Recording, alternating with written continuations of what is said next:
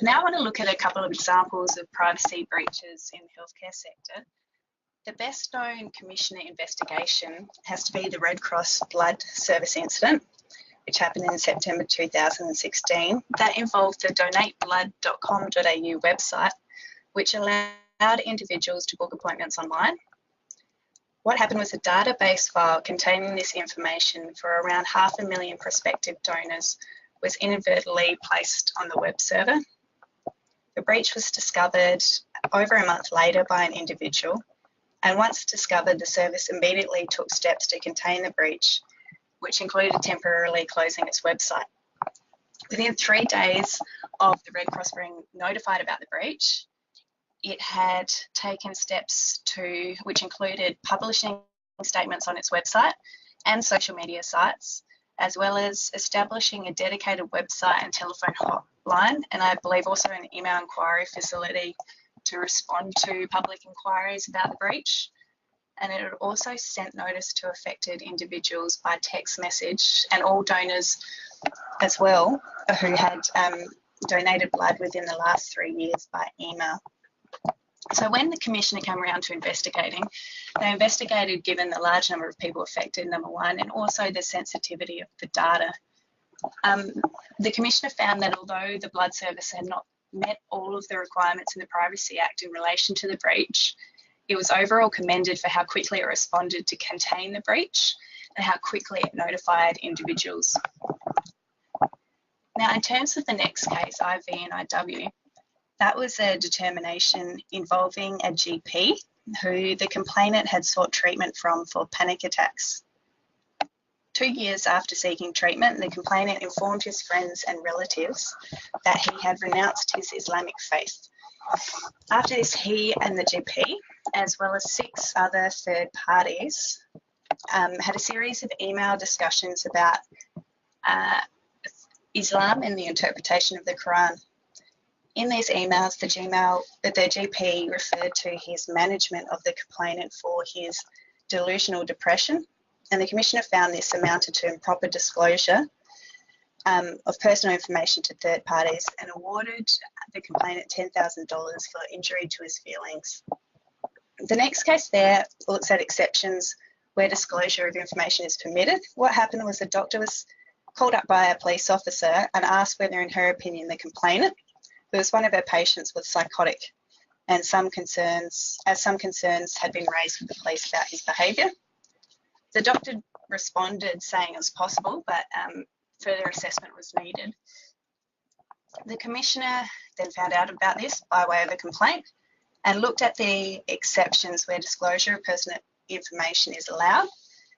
Naturally, these included where disclosure is a serious threat to someone's safety and where it's reasonably necessary not to prejudice enforcement-related activities. Here, the Commissioner said these exceptions didn't apply because there was no information given to the GP to suggest that the police actually needed this information for their investigation. So it ordered that the GP apologise and pay $6,500. And the last one there is a great example of when not to store records. In this case, the medical records of 960 patients were locked in a garden shed at premises that weren't any longer operated by the centre. The shed was subsequently broken into and the records accessed. The Commissioner found the centre clearly breached its obligations to secure these very sensitive records, but rather than order compensation, it made recommendations instead that the centre secure this data.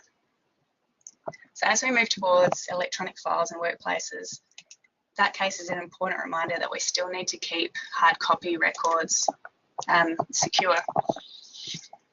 And then just quickly, I'd like to finish with some healthcare data incidents which have made the news recently. The first article on your screen refers to the Victorian coroner's recent decision where he slammed the medical profession for still continuing to use fax machines for urgent correspondence. Here are the text results, which needed to be viewed by the intended recipient, who was a treating practitioner of the patient. They needed to be viewed by that practitioner within 24 hours, were faxed to the wrong number, and there was no follow-up phone call to make sure they'd received it. Sadly, the patient passed away shortly after that.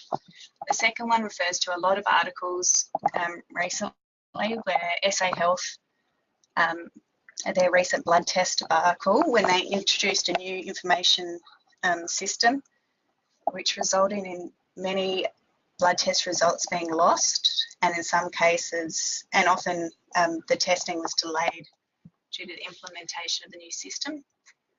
And the third one refers to a slightly less recent example of the WannaCry ransomware attack. It was a global attack that happened just over a year ago now. So it hit 150 countries, but particularly interesting was the statistics about the UK National Health Service and the disruption that it caused there, cancelling surgeries, diverting ambulances, and resulting in hundreds of appointments being missed.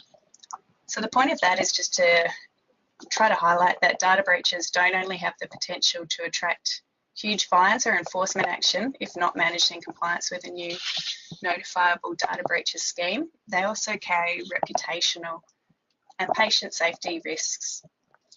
So with that overview and those cases in mind, I'd like to hand over to Dr. Bycat, who will look at the changes from more of a practical perspective for practitioners.